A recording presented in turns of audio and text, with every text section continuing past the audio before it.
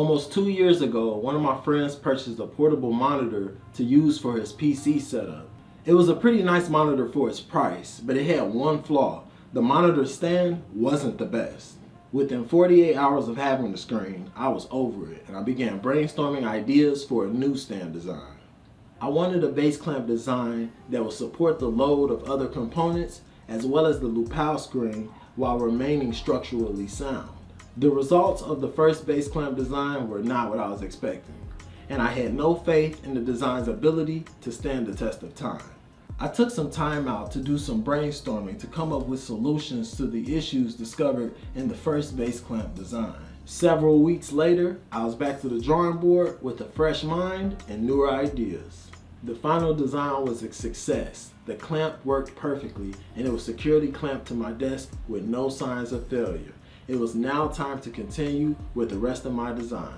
My next area of focus was the shaft. I started the shaft design in the beginning of the base clamp design, but only as a placeholder to finish the base clamp design. The shaft is made up of two 1.5 inch diameter rods that are 7 and 7.5 inches in height. They mate together using isometric threading, the same threads used in the adjustable screw and lower frame. The upper shaft component will screw onto the lower shaft component, mating the two components together. To connect the shaft to the base clamp, I made 3 holes evenly spaced apart at the bottom of the lower shaft to line up with the holes left in the base clamp.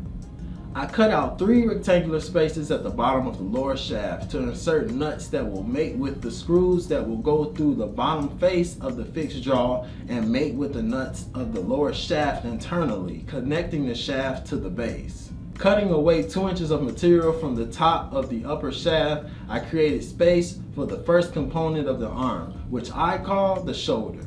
The shoulder is what connects the arm to the shaft, and it mates with the shaft using a single screw, a washer, and nut. The nut is inserted into the upper shaft and a screw goes through the top of the shoulder to mate with the nut internally, connecting the shoulder to the upper shaft. The shoulder protrudes outward from the center of the shaft 2.5 inches to mate with the second component of the arm, the bicep. The bicep was designed directly from the protruding area of the shoulder, and it is the first movable component of the arm.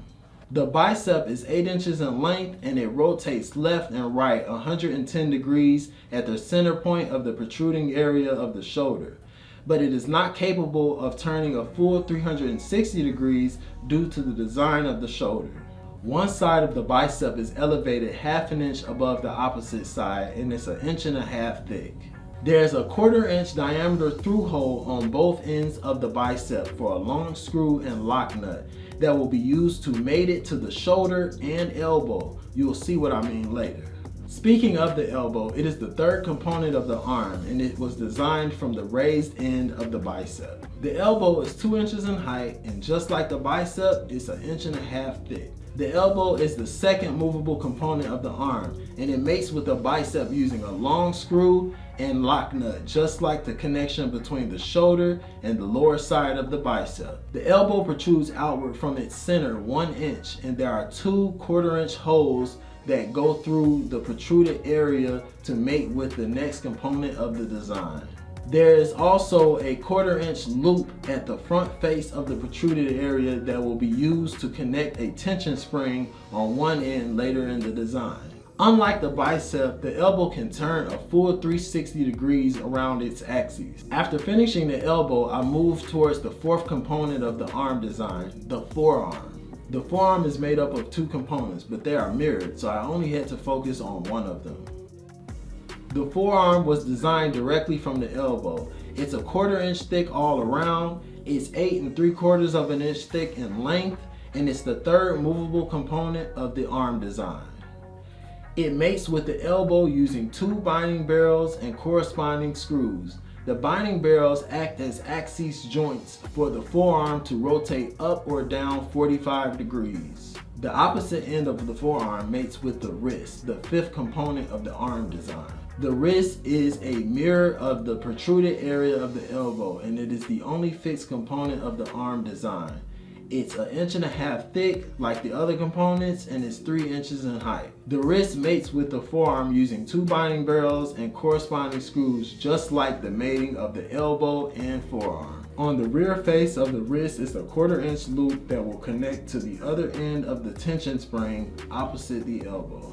There is a 1.5 inch gap cut out of the center of the wrist where it will mate with the mount, the 6th and last component of the arm design.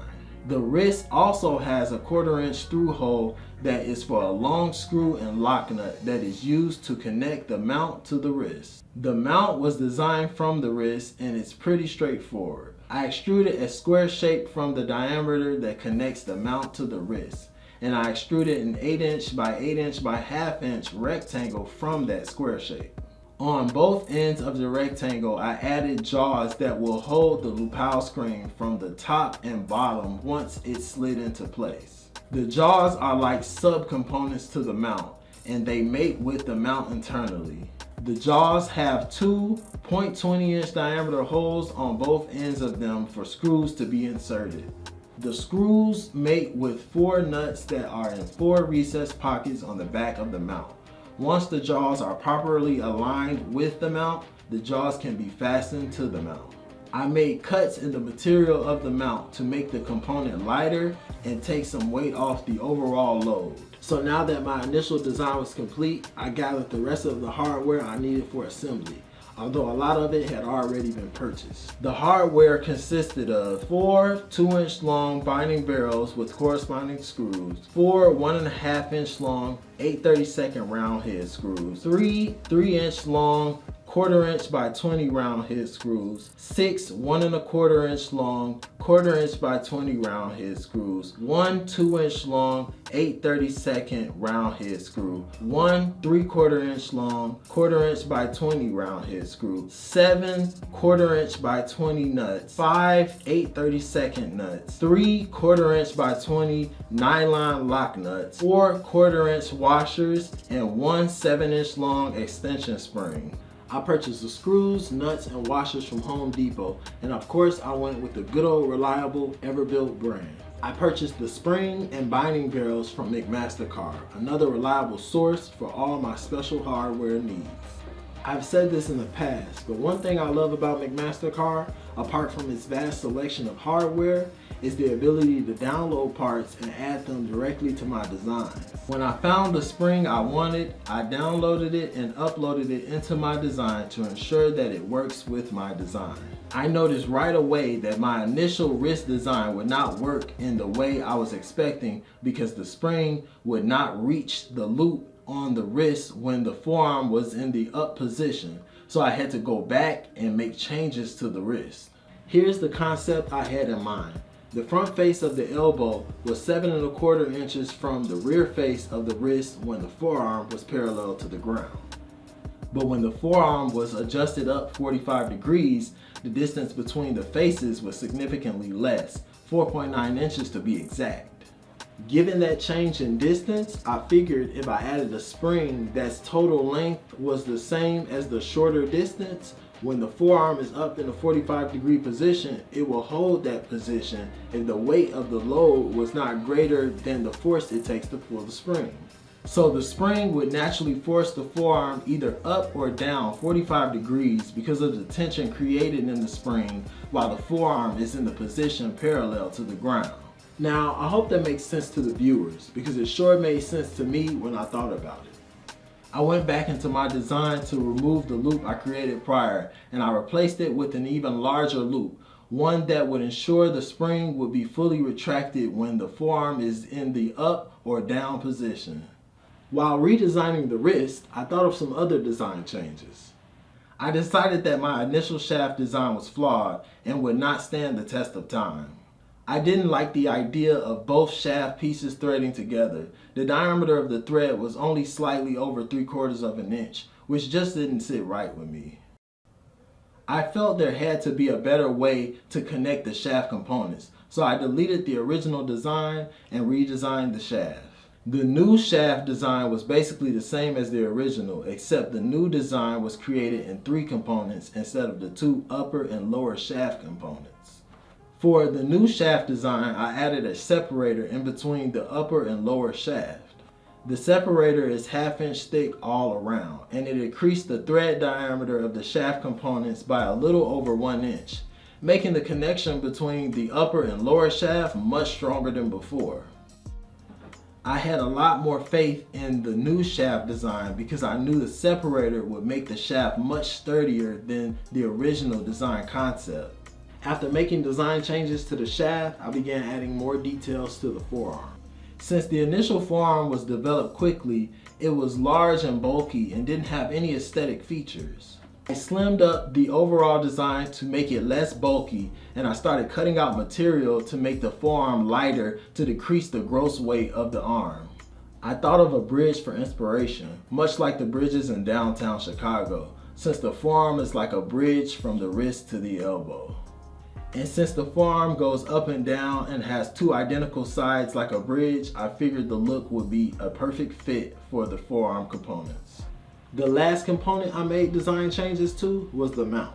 I removed all the design features I created prior and started adding new features to this area of the design. I didn't like the cuts I made in the beginning because they felt rushed, so I created newer cuts in the mount with the same idea in mind to make the components lighter. The second time around, I also cut from the space in between the jaws of the mount, which made those components lighter as well. The cuts were pretty basic, but they added to the overall aesthetic of the arm much better than what I had before.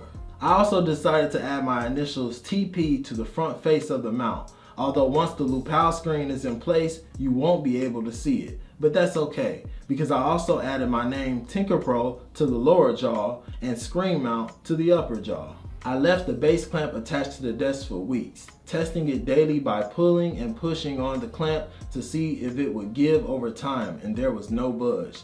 This was a good sign. The rest of the components printed out just fine and everything was smooth sailing once more. I slowly assembled each component after it finished printing until the build was complete, and the mount was beautiful. But there was just one problem.